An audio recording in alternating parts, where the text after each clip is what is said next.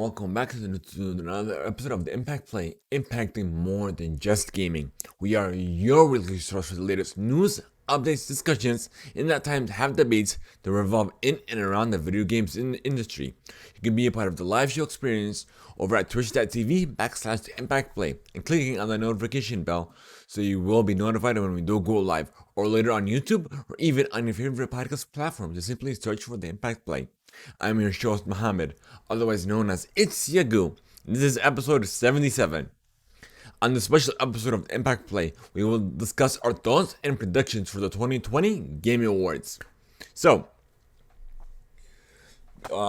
without further ado, let's get straight into it. We're gonna go in. Actually, let's just read it straight from the Game Awards website. Game of the Year. Recognizing a game that delivers the absolute best experience across all creative and technical fields. We have Doom Eternal, Final Fantasy VII Remake, Ghost of Tsushima, Hades, Animal Crossing New Horizons, and The Last of Us Part 2. But actually, I took a look at, even though I haven't played a good amount of games that are on this list, due to me hopping onto PlayStation 4 late into the generation, like literally on the edge of the PlayStation of last generation. Because next gen is now current gen with the Xbox Series X, Xbox Series S, and the PlayStation 5. So I think I've had this for maybe 2 months now, and I haven't. Of course, I don't have time to play all these exclusives. So but what I've done is I've gone ahead and watched clips, watched highlights of these games. Even though I've played, the games that I have played is Hades, not my game of the year, and I feel like it's like a little too repetitive. But its repetitiveness is always different. It's not always the same grind as Destiny 2 is. Animal Crossing New Horizons is such a great game. It came out in such a great time, and what I'm thinking is it's not exactly game of the year material.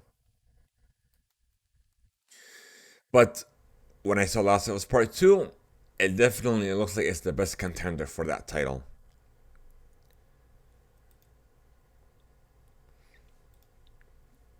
Alright, so let's see. We have Best Game Direction, awarded for outstanding creative vision and innovation in game direction and design. The nominees are Final Fantasy VII Remake, Ghost of Tsushima, Hades, Half-Life Alyx, and The Last of Us Part 2. And what I've chosen is Hades. Because, like I said, Hades is, it feels grindy, but every experience is unique. So it's always, there's like new weapons that you could grind for once you get a certain amount of stuff, I guess you could say. Then you go ahead and purchase these weapons, do another round, but each round is still a unique experience. It's not the same rounds.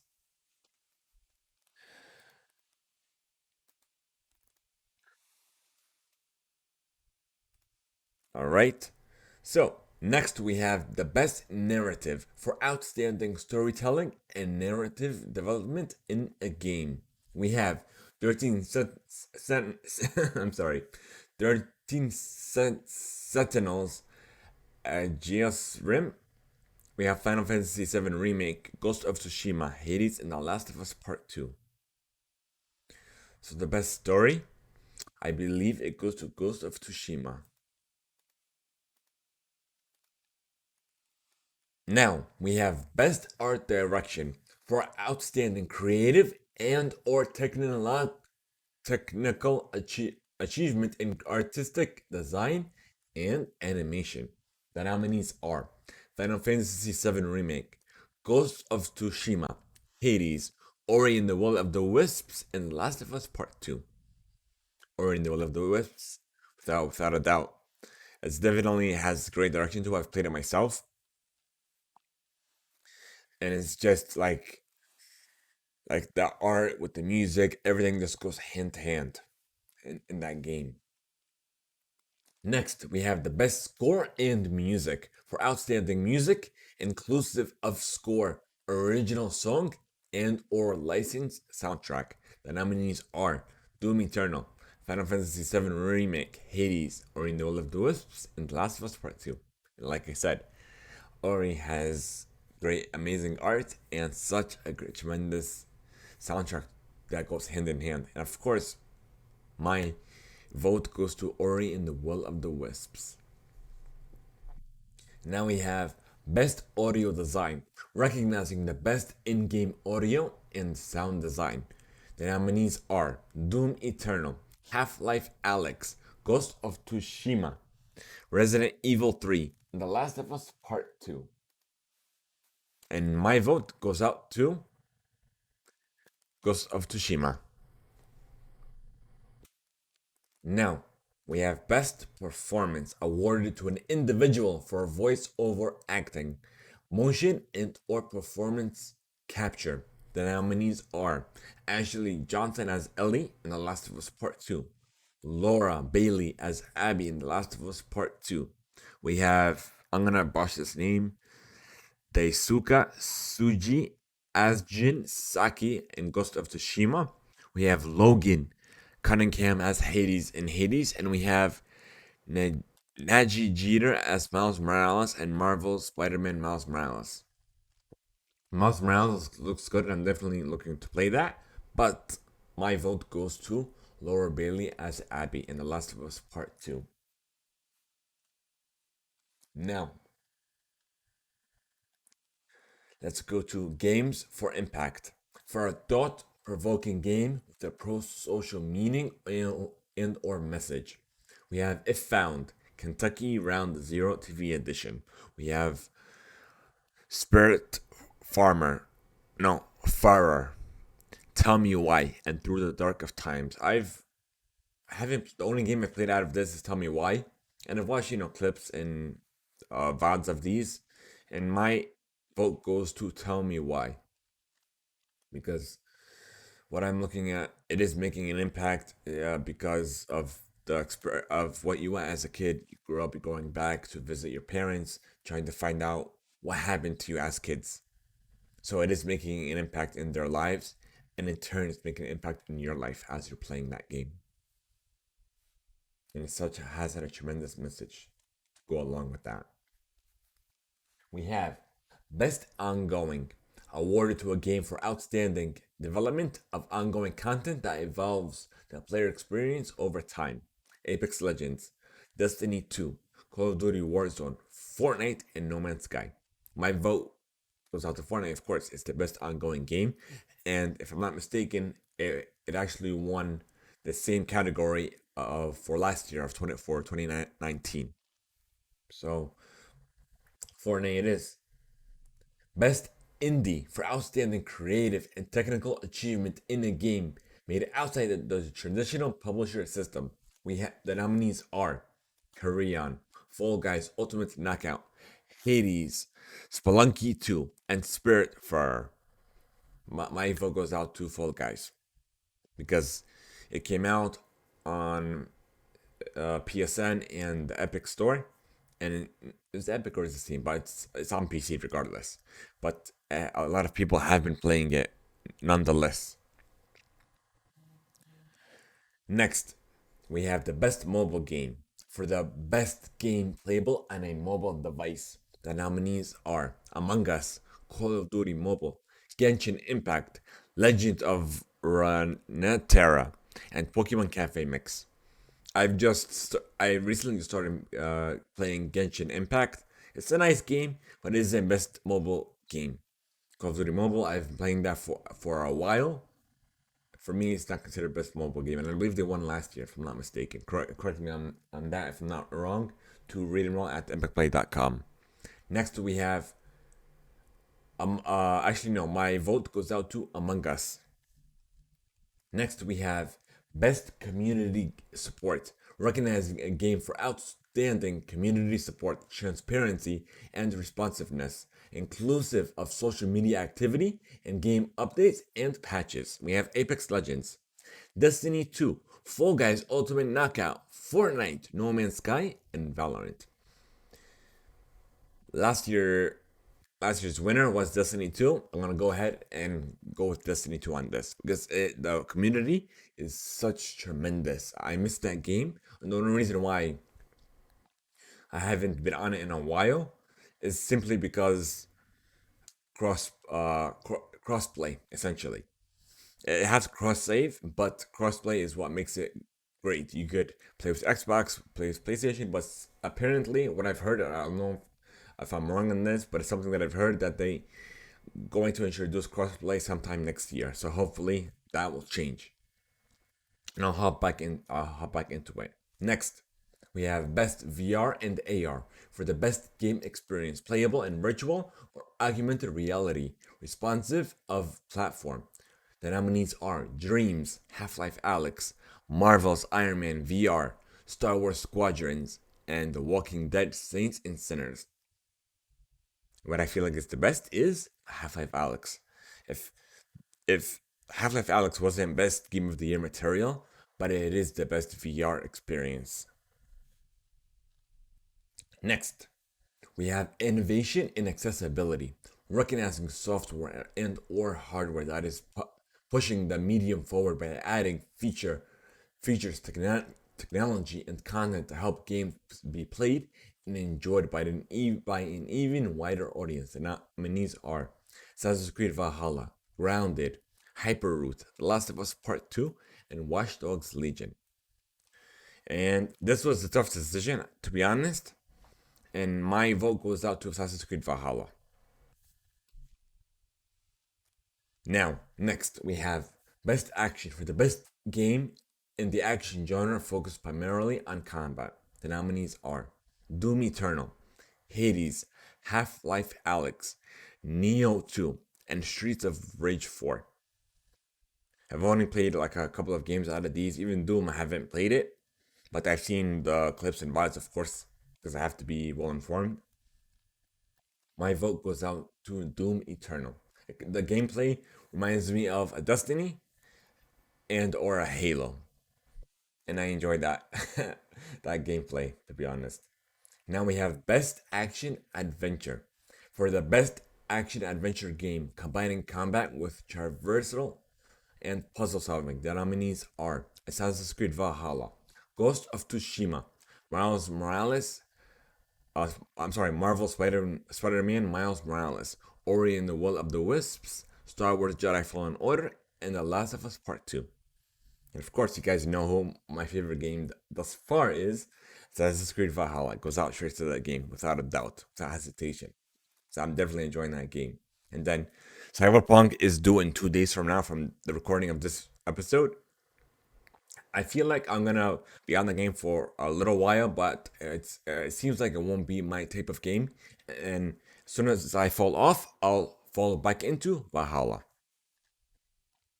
But I'm definitely looking forward to playing Cyberpunk 2077. The best role playing for the best game designed with rich player character customization and progression, including massively multiplayer experiences.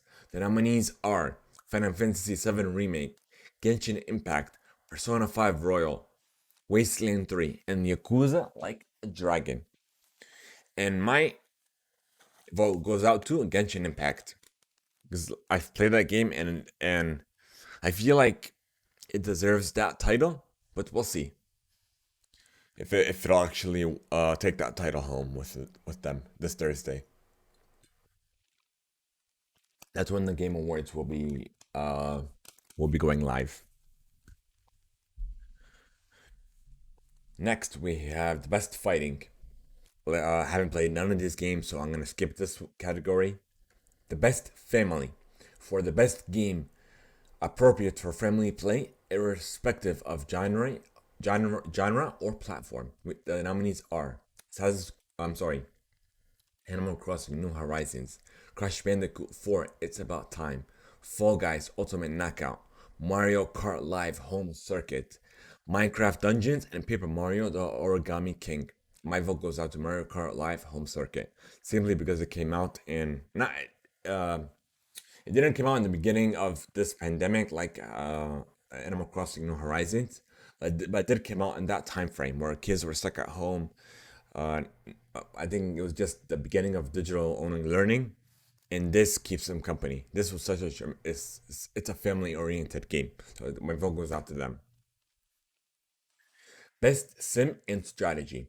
Best game focused on real time or turn based simulation or strategy gameplay, irrespective of platform. The nominees are Crusader Kings 3, Desperados 3, no 4, Gears Tactics, Flight Simulator, and XCOM Chimera Squad. And my vote goes out to Gears Tactics. The best sports and racing. For the best traditional and non traditional sports and racing game, the nominees are Dirt 5, F1 2020, FIFA 2021, NBA 2K21, and Tony Hawk's Pro Skater 1 and 2. This was a little difficult because I haven't played either of these games yet. And I guess it goes out to FIFA because FIFA, I feel like that's the game that people tend to go with. So we'll see how that turns out. Best multiplayer. For outstanding online multiplayer gameplay and design, including co op and massively multiplayer experiences, irrespective of game genre or platform. The nominees are Animal Crossing New Horizons, Among Us, Call of Duty Warzone, Fall Guys Ultimate Knockout, and Valorant. And I didn't think that Animal Crossing New Horizons would be here because it's not really a true multiplayer experience. You could visit other people's islands in dreams and so on, but that's about it. It's not a true multiplayer game. So my vote goes out to Among Us, without a doubt. Next, we have Content Creator of the Year. For a streamer or content creator who has made an important and positive impact on the community this year. Excuse me. The nominees are Alana Pierce, Jayan Lopez, Nick Merckx, Tim the Tatman, and Valkyrie. And I believe it goes out to Alana Pierce. She's been doing such a tremendous job. She's part of the Kind of Funny cast and the team over there, and she's doing well. So my vote goes out to her. Best debut game. For the best debut game created by a new independent studio. The nominees are Carry On, Mortal Shell, Raji in Ancient Epic, Roki, and Phasmophobia. I feel like it goes out to that. My vote goes out to Phasmophobia because everyone's been playing it. It it made such a tremendous debut, and my vote simply goes out to them. Best esports athlete doesn't apply. Best esports coach doesn't apply. Best esports event doesn't apply. Esports game. The best esports game for the game that has delivered the best overall esports experience to players, inclusive of tournaments, community support, and content updates. The nominees are Call of Duty Modern Warfare, Counter Strike Global Offensive, Fortnite, League of Legends, and Valorant. And I believe last year's winner was League of Legends, so I'm going to go League of Legends. He's been doing such a tremendous job for, I believe, over 20 years now.